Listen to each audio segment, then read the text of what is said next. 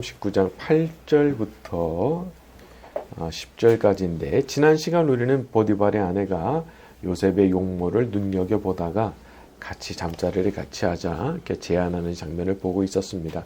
자, 오늘은 거기 이어지는 내용이고요. 8절부터 10절까지 요셉의 시작. 요셉이 거절하며 자기 주인의 아내에게 이르되 내 주인의 집안 모든 소유를 간섭하지 아니하고 다 내 손에 위탁하였으니 이 집에는 나보다 큰 이가 없으며 주인이 아무것도 내게 금하지 아니하였어도 금한 것은 당신뿐이니 당신은 그의 아내임이라. 그런즉 내가 어찌 이 큰 악을 행하여 하나님께 죄를 지으리이까. 여인이 날마다 요셉에게 청하였으나 요셉이 듣지 아니하여 동침하지 아니할 뿐더러 함께 있지도 아니하니라. 요셉의 반응은 단호했습니다. 9절에 내가 어찌 이 큰 악을 행하여 하나님께 죄를 지으리이까. 이 말을 보면 요셉이 얼마나 자기 하나님을 존중하고 늘 하나님 생각하는 마음으로 살았는가가 여기 보이는 거예요. 다른 사람이 이 사실을 알게 되고 말고 그건 문제가 아니에요. 하나님께서 보고 계시기 때문에 내가 하나님 앞에서 내가 이거 어떻게 하냐, 그 말이었거든. 그러니까 여기서 어떤 충돌이 일어나는 겁니다. 하나님을 알고 늘 하나님 생각하는 사람과 전혀 하나님 없이 살아가는 사람 사이에 충돌이 생겨나는 거죠. 그러니까 정말 하나님을 아는 사람으로서 내가 평생에 내 하나님 모시고 살려고 그러면은 내가 노라고 말하지 않으면 안 되는 상황이 항상 있는 겁니다. 내가 안 된다고 말하면 저쪽이 분명히 싫어할 거예요. 뻔히 보여요. 그렇지만 어쩔 수 없어요. 내가 끝까지 사양하고 나는 안 한다고, 나는 못 한다고 얘기를 해야만 되는 거예요. 여러분, 안타까운 일이지만 만약에 이렇게 안 된다라는 말을 할 수 없다고 하면 사실은 이 세상 가운데서 정말 하나님의 뜻을 따라서 살아간다고 하는 건 거의 불가능에 가까운 겁니다. 왜냐하면 잡아당기거든요.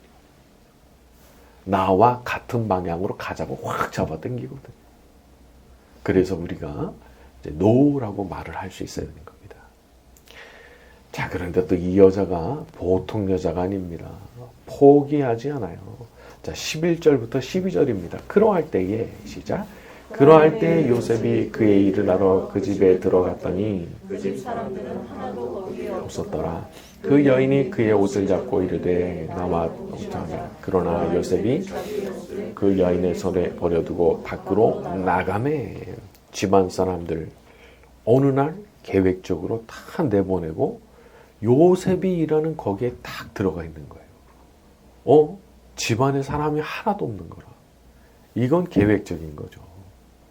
자, 하지만 요셉이 결국은 자기한테 엉겨 붙었던 그 여자를 떨쳐버리고 얼른 그 자리를 피해서 도망갑니다.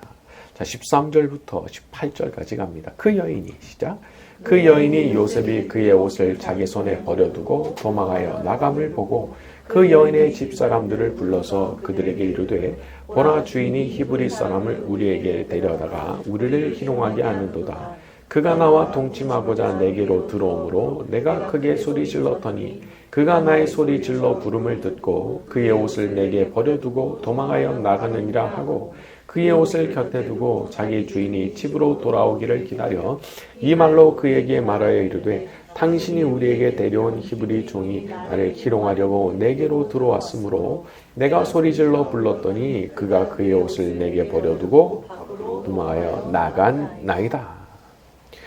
자, 이렇게 요셉이 도망을 가버리니까 이 여자가 이제 앙심을 품은 거예요. 내가 이렇게까지 했는데 나한테 망신 주냐? 네가 그렇게 대단하냐? 그러면서 노가 치솟아서 일을 벌이게 되는데 놀랍게도 요셉에게 누명을 씌우겠다고 마음먹은 거예요. 사실 이거 그냥 이쯤 되면 그냥 포기하고 조용히 입 다물고 있으면 되는 건데 이 여자는 캐릭터 자체가 그런 사람이 아니에요. 절대 가만히 안 있어요. 반드시 복수해준다. 이렇게 나가는 거예요. 만약 여기서 요셉이 이런 식의 범죄의 미수범이라는 판단을 받게 되면은 살아남을 수 있을까요? 그것도 바로의 친위 대장의 아내를 범하려고 했다. 이거는 살아남을 수가 없는 거예요. 자, 그러면 그렇게 될 거라는 거를 이 여자가 몰랐을까? 천만의 말씀. 알았죠. 알았지만 그렇게 하죠. 왜? 요셉에게 내가 모욕당했다고 생각하니까 못 견디는 거예요. 내가 저거 죽여버린다. 그렇게 마음 먹은 거예요. 이런 사람들 진짜 무서운 사람들이죠. 우리가 만남의 축복을 간구할 때도 이런 거 기도해야 됩니다. 가급적이면 이런 악한 인간들과 얽히는 일이 없게 해달라고. 세상을 떠들썩하게 하는 데이트 폭력, 데이트 살인 이런 거 얼마나 억울한 일이에요. 그러니까 어떤 인간하고 잘못 얽힌 그 순간부터 그냥 지옥이 펼쳐지는 건데.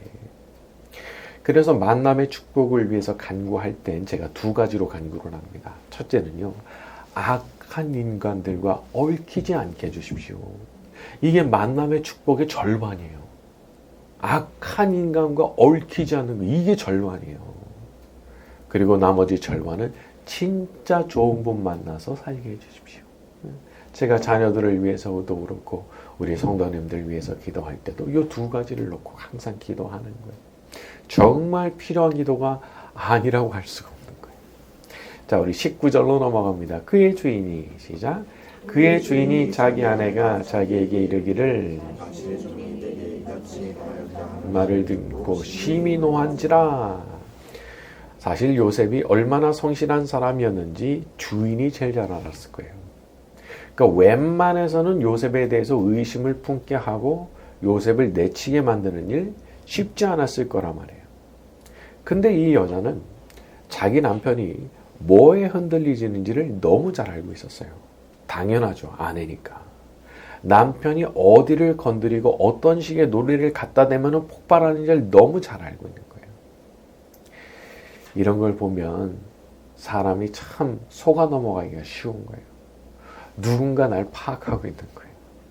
내가 어딜 건드리면 피떡 넘어가는지를 누군가 나를 잘 관찰하면서 지켜보고 있는 거예요. 그래서 세상에 간신들이 그렇게 생존하는 거 아니겠어요? 그 사람이 뭘 좋아하는지 너무 잘 알아. 그러니까 그 사람이 망하게 되건 말건 그건 상관이 없고 내가 어떻게 하면 저 양반의 기분을 좋게 만들어가지고 내가 뭔가를 얻어갈 건가 그런 생각을 하면서 사는 사람들이 늘 있어갖고 그게 먹히기 때문에 간신히 출세하는 거거든요. 그러니까 누군가가 나를 이렇게 지켜보고 관찰하다 보면은 약점이 보인단 말이에요.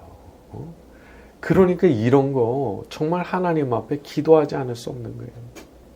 그리고 저는 이 부분을 보면서 정반대의 인물이 하나 딱 떠올랐어요. 정반대의 캐릭터를 가진 사람. 다니엘. 중심이 달라요.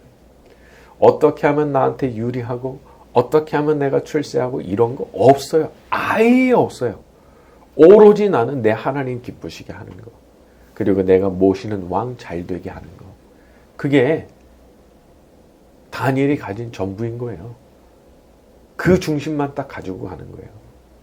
그러니까 이 왕들이 그걸 몰랐겠냐 말이죠. 왕들이 사실 왕이 그냥 되나요? 그게 눈치 백단인 거죠. 그러니까 하나님 믿지도 않는 왕들이지만은 다니엘의 중심이 어떤지 너무 잘한 거예요. 이 사람은 사심이 없는 사람이다. 그렇게 판단이 되니까 정권이 바뀌는데도 계속 다니엘을 옆에다 두려고 그러잖아요. 그리고 다리오 같은 사람은 그 사자굴에 다니엘이 들어갔을 때 얼마나 슬퍼해요. 그냥 밥도 안 먹는단 말이에요. 그 정도로 생각을 했다는 거죠. 참 우리가 살아가면서 그런 다니엘 같은 사람을 만나게 된다 그러면 얼마나 또 큰 복일까. 또 한편으로는 우리 자신이 또 그런 다니엘 같은 사람이 되어준다면 다른 분들이 또 얼마나 큰 복이 될까. 그런 생각도 해봤습니다. 자, 우리 모두는 스스로가 먼저 다니엘 같은 사람이 되길 바라고 또 다니엘 같은 분들을 만나게 되는 만남의 축복을 누리는 분들이 되기를 바랍니다. 자, 우리 20절과 21절입니다. 이에 시작. 이에 요셉의 주인이 그를 잡아 옥에 가두니 또 옥은 왕의 제수를 받는 곳이었더라. 요셉이 옥에 갇혔으나 여호와께서 요셉과 함께 하시고 그에게 인자를 더하사 간수장에게 은혜를 받게 하시매. 자, 감옥에 들어갔지만 거기서도 새로운 은혜가 요셉을 기다리고 있는데 21절에 여호와께서 요셉과 함께 하시고 인자를 더하사 간수장에게 은혜를 받게 하시매. 하나님께서 은혜를 준비를 해두신 거예요. 아찔하죠. 아파트 10층에서 그냥 떨어지는데, 아찔하게 떨어지는데 그 밑에 소방서에서 깔아둔 구명용 매트리스가 다 깔려 있는 거예요. 거기로 딱 떨어진 거예요. 우리가 떨어질 때 진짜 정신이 아득한 겁니다. 기절할 것 같은 거예요. 하지만 내가 그렇게 아찔한 상황 가운데 놓일 때도 받쳐주시는 하나님을 내가 거기에 나타나는 거예요. 만약 요셉이 혼자 감옥에 갇힌 거라면 얼마나 절망스럽겠어요. 답도 없고 희망도 없고.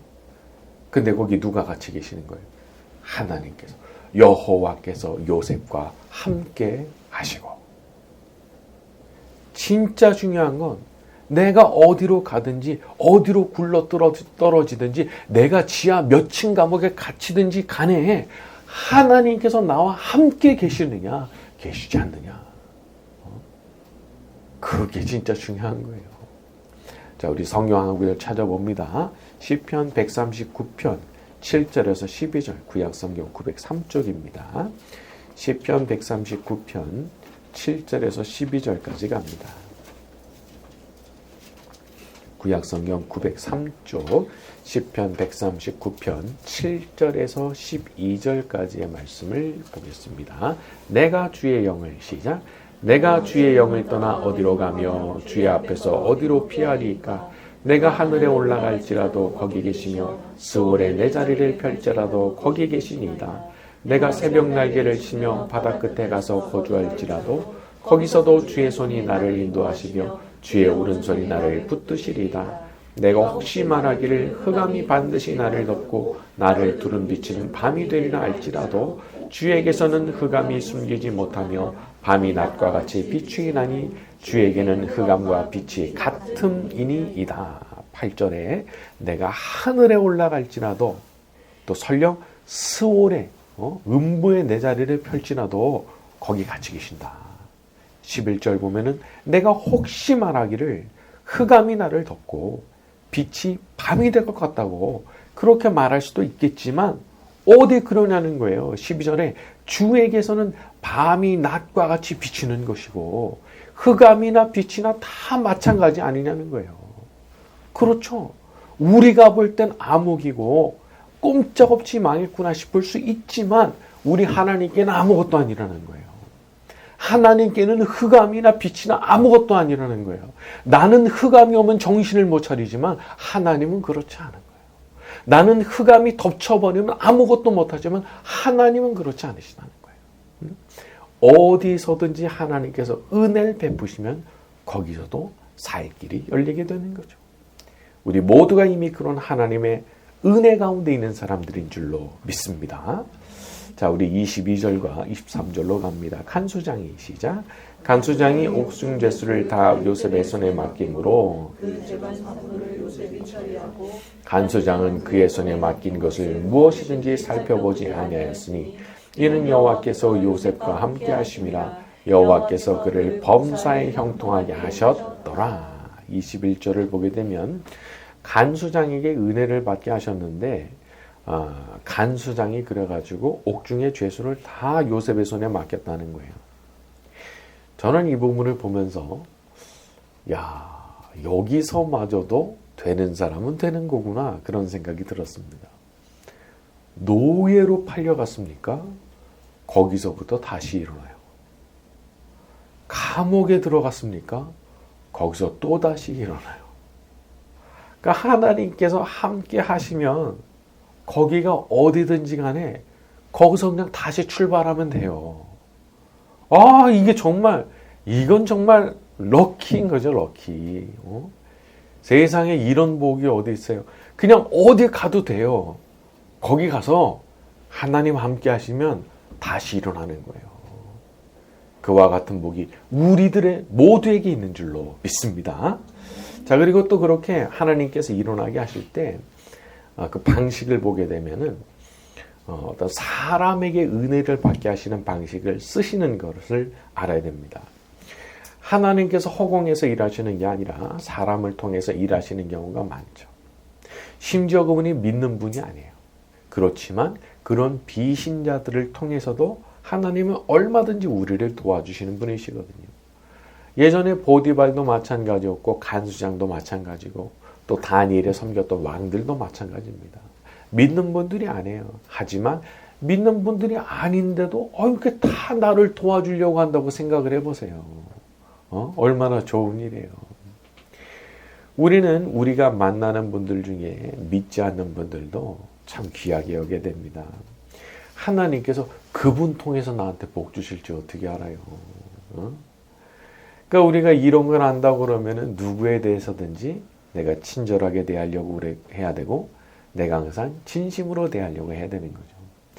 만약에 요셉이 원망으로 가득해가지고 여러분 사람이 안 좋은 일을 당하잖아요. 그러면은 온 세상을 자기 원수로 여기는 경향도 생겨날 수 있는 거예요. 사회를 다 적으로 돌린다 그런 거 있잖아요. 그러니까 만나는 인간을 다 그냥 나를 괴롭히는 이 세상의 일원들이니까 다 나는 너희들을 다 증오해. 이런 식의 생각 가질 수 있는 거거든요. 그러니까 만약에 요셉이 감옥의 간수장을 그런 자기 적으로 생각하고 너도 나를 억울하게 만드는 세상의 일원이지? 너도 똑같은 놈이지? 라고 생각하고 분노를 품었다고 생각해 보세요. 간수장이 요셉을 써줬겠냐고요. 자기를 적으로 생각하는데. 이게 그런 거더라고요. 내가 상대를 적으로 생각하잖아요. 그 사람도 그걸 알아요. 귀신같이 알아요. 그래서 적을 만들고 싶지 않다면 내가 먼저 상대를 적으로 이렇게 겨누는 마음을 가지면 안 되는 거더라고요. 그러니까 그걸 위해서 우리가 기도하는 거예요. 하나님, 제가 미워하면서 살고 싶지 않습니다. 제가 할 수가 없으니까 저에게도 부드러운 마음 주시고 저분을 품을 수 있는 마음 주시고 저분을 사랑할 수 있는 마음 주십시오. 그리고 그냥 하나님께서 그냥 그분을 축복해 주세요. 저는 모르겠습니다. 그냥 하나님 축복해 주시기 원합니다. 냅다 그냥 축복을 빌어버리는 거예요. 그런 일들을 해나갈 때 이런 일 정말 아무나 하겠어요. 근데 이런 일 해나갈 때 우리 하나님께서 기쁘게 보시거든요. 범상치 않게 보시는 겁니다. 간수장이 볼 때 요셉은 이렇게 억울하게 갇혀 있었지만 마음에 세상을 향한 짜증의 칼, 원망의 칼, 분노의 칼 그런 거 없었던 거예요. 자, 우리 모두가 항상 요셉처럼 어디서든지 누구에게서든지 항상 은혜를 입는 그런 사람들이 되기를 바랍니다. 자, 마지막으로 한 가지 더 보고 싶은 것은 23절 마지막 부분입니다. 여호와께서 그를 범사에 형통하게 하셨더라. 이거 어디서 많이 봤던 표현이죠. 39장 3절을 올라가서 보면은 그의 주인이 여호와께서 그의 범사에 형통하게 하심을 보았더라. 노예로 팔려간 그 시점에도 하나님은 범사에 형통한 은혜를 주셨고 감옥에 들어갔을 때마저도 거기서도 범사에 형통하게 하시는 은혜를 주셨어요. 자, 이렇게 보면은 형통이라는 거, 이게 뭐예요? 내가 노예로 팔리는 일이 아예 없게 하는 것이 형통이 아니에요. 내가 감옥에 들어가는 일이 절대 없게 하시는 게 형통이 아니에요. 안타까운 일이지만 이런 일들은 일어날 수도 있어요. 요셉같이 훌륭한 사람한테도 그런 일이 일어났으니까. 자, 그럼 거기에 항상 뭐가 있냐? 대신 뭐가 있느냐? 거기에 형통의 은혜가 주어지는 거예요. 바닥으로 추락했어요. 하지만 추락한 바닥에서도 나름대로 살아가게 하시는 형통의 은혜가 존재하는 거예요. 여기 형통이라고 번역된 단어는 기본 뜻이 뭐냐면 앞으로 나가게 하는 거예요. 전진하게 하는 거예요. 영어로는 push forward, 이제 뭐 그런 정도가 돼요. 이렇게 나가게 하는 거예요. 여러분, 낮아진 곳에서도 나름대로 앞으로 나가게 하시는 은혜가 있는 거예요. 노예로 추락했지만 거기서도 나가게 하시는 은혜가 있는 거고, 감옥에 들어갔지만 거기서도 나가게 하시는 은혜가 있는 거고, 이게 형통의 은혜인 거죠. 이 자리에 있는 우리 모두에게 나아가게 하시는 은혜, 앞으로 전진하게 하시는 은혜, 형통의 은혜가 있게 되기를 예수님의 이름으로 축원합니다. 은혜 아니면 살아갈 수가 없네. 엄마저도 다 주의 것이니 세상 평안과 위로 내게 없어도 예수, 오직 예수뿐이네. 은혜 아니면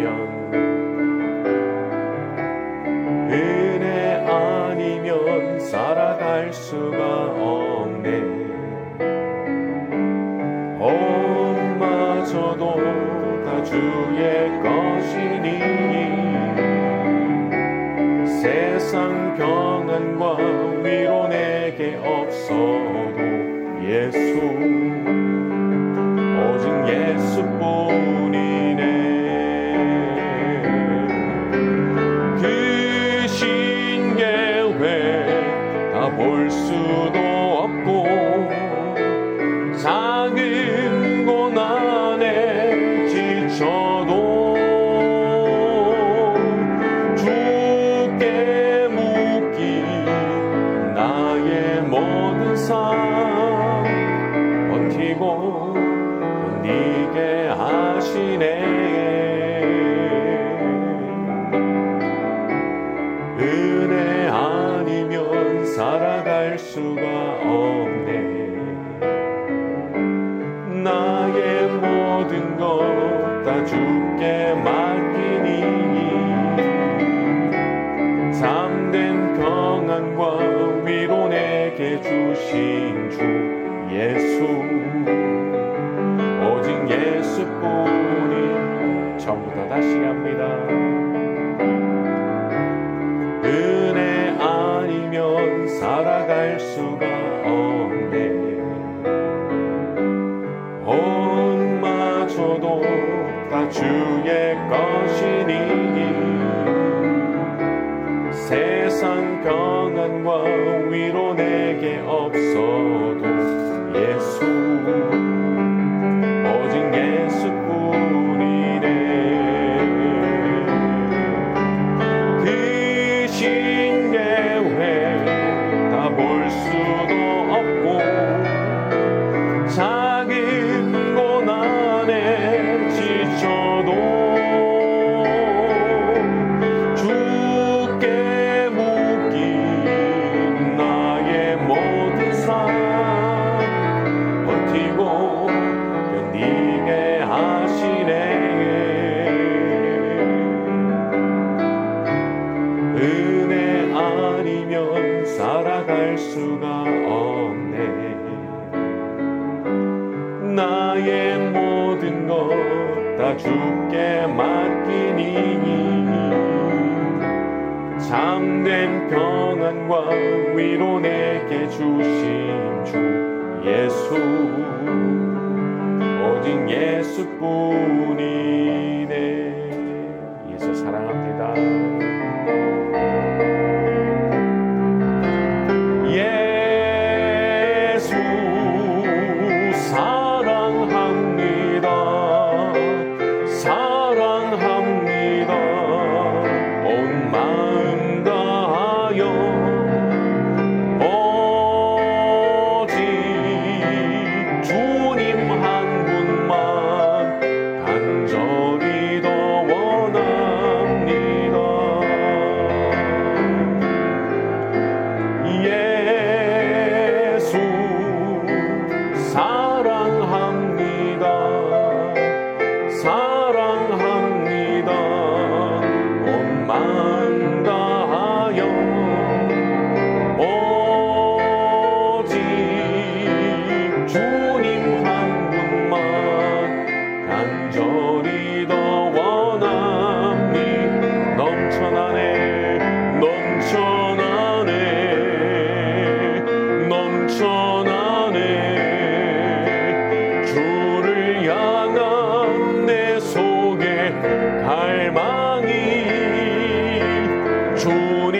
내게로